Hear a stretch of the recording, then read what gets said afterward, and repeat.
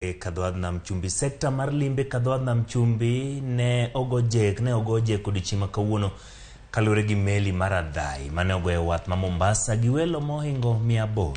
Ne en morna jogo manie sekta mar limbe makoni thuolo mar ndalo auchiel ma welo go biro bede pachoka yudo biro miyo sekta no ero oyudo mena mathoth ka achiel kod mar ohala biro medore.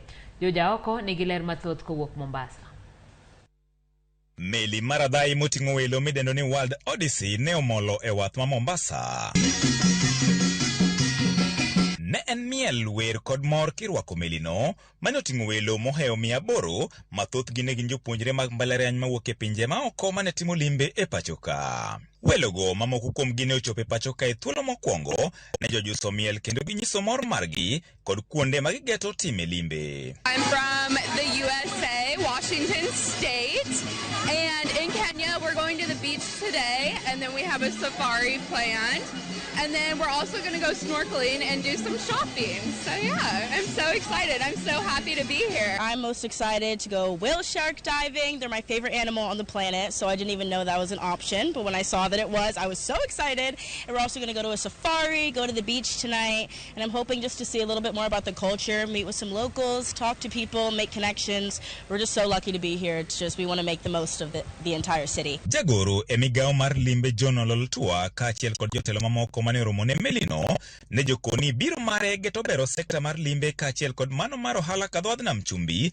e thuolo mar ndalo auchiel ma melino biro goyo tach Kadhwadh Nam Chumbi. Cruise ship hii imebeba especially wale young people kutoka sehemu mbalimbali ya ulimwengu, na wamekuja ili waweze kuwa pamoja na Wakenya kwa upande ya masomo na kwa upande ya utalii. It is a semester in the sea, so students on board here 620 are on a semester.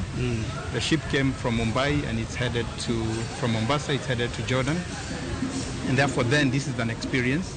Is going to stay here for 6 days. Ikoni arita masani ojiu eina mataro marakore gi achudhe mag nam omiyo kwan meli mating'o welo omedore e pachoka. Kuna mambo ambayo tunafanya ili tuweze kuongeza namba ya watalii kutoka nchi za nje na kutoka Kenya. Jambo la kwanza tulisema tunafanya kitu inaitwa marketing, ama kujaribu kujulisha ulimwengu yale ambayo tuko naye. Tunashukuru kwamba wanaendelea kuja na wamesema pia wana mipango kuendelea kuja kama cruise ship.